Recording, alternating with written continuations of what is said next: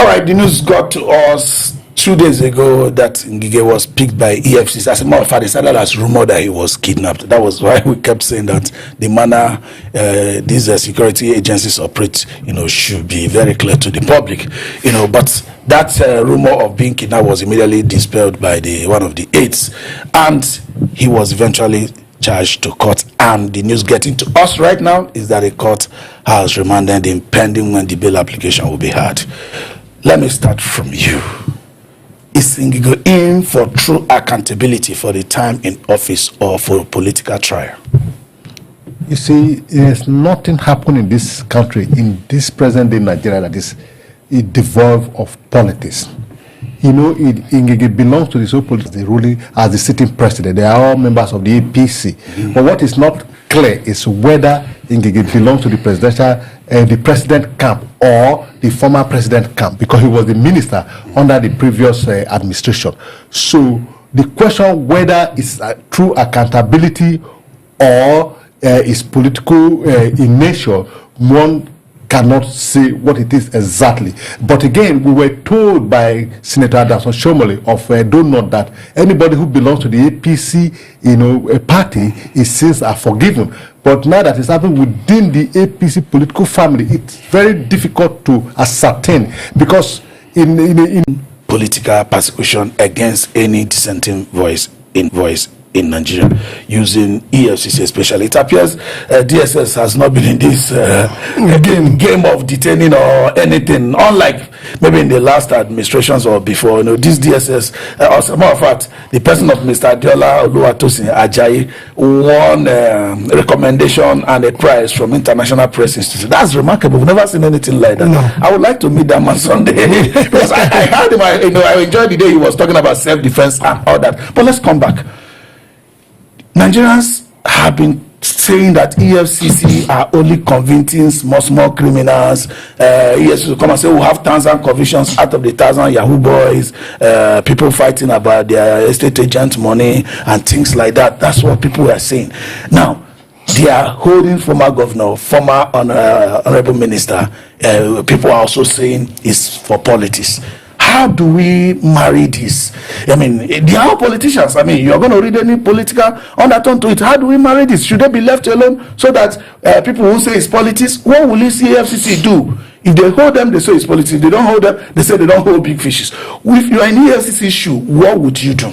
What will I do? I will hold both inside and outside. Okay. That's all I will hold. Yeah. You can't say... You will not do selective justice. No, I will also selective justice. So what they are doing right now, the reason we are talking about it is because they are doing selective justice. Okay. Because there are a lot of people in this administration serving that... I mean, their hands are not clean. That's been said. But what we should also look at, you normally say, they say it's witch hunt. Yeah. If we find a witch... if you find a witch, why witch hunt? It's not a bad exercise. They say he that also will come to the equity must come with a clean hand. Mm. What they are saying, did he do it or not? All those vindictiveness is there. Then they talked about the companies he brought to do a job that were close to him, and some of the things he did. Did he do them? Did he not do them? Yes, he did them. Now, going to Malami, for example, if you talk about Malami, every Malami's 46 account that have been queried, are they authentic or they are done? There was a time today held this country to sway. The ones that are there now should know that the day they are out, the light will shine. That is why I was coming to Philip. Take it or leave it. This is a lesson. The lesson is that even this, what's the name of the EFCC? Olukayode.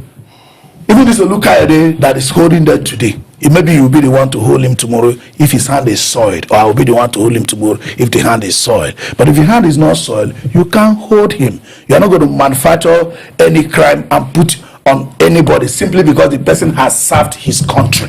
So the question is this. This is a lesson to us that nobody remains in power forever.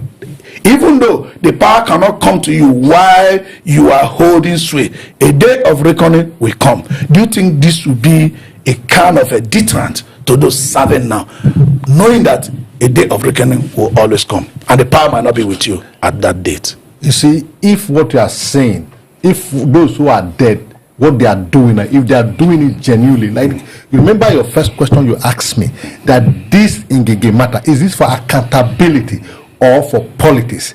The thing is that we are not going to go anywhere soon as a country if we continue to wish hunt. Although you have said that if there's nothing wrong, if you are wish hunter and you cut a wish, that is not how a country should be run. A country should be run based on the constitution, on the laws of the land. We shouldn't say, oh, because they shouldn't wish hunt. They should follow the law the way it is. The law should be implemented the way it is. The law should be interpreted the way it is. If somebody filed it, but the EFCC is not charging him for that. It's very germane. But that's not what the EFCC is putting before the court. If it could be at a point at where these charges are not being set, because when you use the word, when a witch hunter is hunting and he cut a witch, that is not how a country should be run. A country should be run based on the constitution. But what we are saying now, if the EFCC eventually finds something, tangible, we are not saying. What I am saying that you don't need to go witch hunting. The law is there. No, we're not talking about witch hunting. Breaks the law. We're not talking about witch hunting. If the man breaks the law, the EFCC didn't say they are witch hunting. Yes. It's probably some people within. We are just within Nigerian space. We are isolating. Yeah, within Nigeria. What I have said, we should do is isolate. The laws are already there. Does the Ngige break the law? If he breaks the law, he pays the price. Right. Does Malami breaks the law? If he breaks the law, he pays the price. If someday those who are in office today, even while they are still there, because they have no immunity, if it's in the eyes of that's exactly what it will run its full course, irrespective of who is there. We shouldn't wait until the person is out or is in. Okay, there is something fundamental I've always thought about the way EFCC work. Going back to Jonathan, this is not a campaign or politics. Jonathan talked about separating the goat from the yam. We have always known naturally that preventive measures are usually better than curative measures.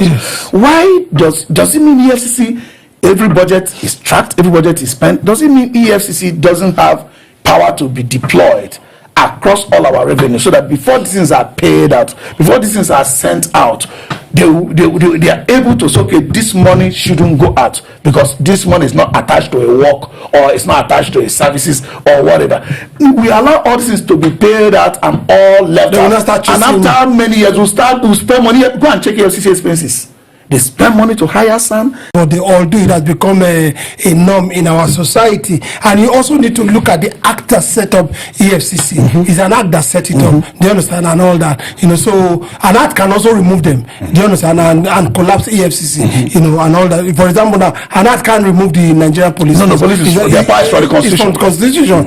Now the Obasanjo at the time was the one that set them up. But so they are doing the bidding of whoever comes to power. But what most of it we are talking about now is he said the minister was specifically charged with conferring unfair advantage on his associate in the award of contracts which he held in office as a minister between 2025 and 2023.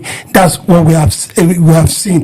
Well, EFCC and other government agencies, including the police, NFIU, and all other agencies. Don't forget, this EFCC, there is a department in the Nigerian police force that is into financial crime. Yeah. Do you understand? And all that. So it depends on who uses them. At a particular point, the president today, Bola Ahmed Tinubu, doesn't believe in EFCC because they have used it to witch hunt him at the time. So maybe probably right now this is his own turn to witch hunt everyone that has not danced to his tune. All right, witch hunt, application of laws, the public will cry out. I asked him before, when EFCC does something, the public says, oh, it's politics, it's witch hunting. If they don't do, the public will say, oh, they don't touch all the governors. How many former governors are in jail? They are really fighting crime. What should the EFCC do? The EFCC should do what they are established to do. They are so aim. The act that set up the EFCC is for them to fight financial crimes. Like the question you asked is, what is more important? Is it prevention or you go to find solution after the crime has been committed? EFCC is set up to avert financial crime in the country, so they should do more of prevention than curative. All right, EFCC should do more of prevention than paying attention to curative measures, because preventive measures are more effective. Yes, until the bail application is had, Senator Chris Ngige, our former Minister of Labour and Productivity, will have to remain behind bars. We'll be right back.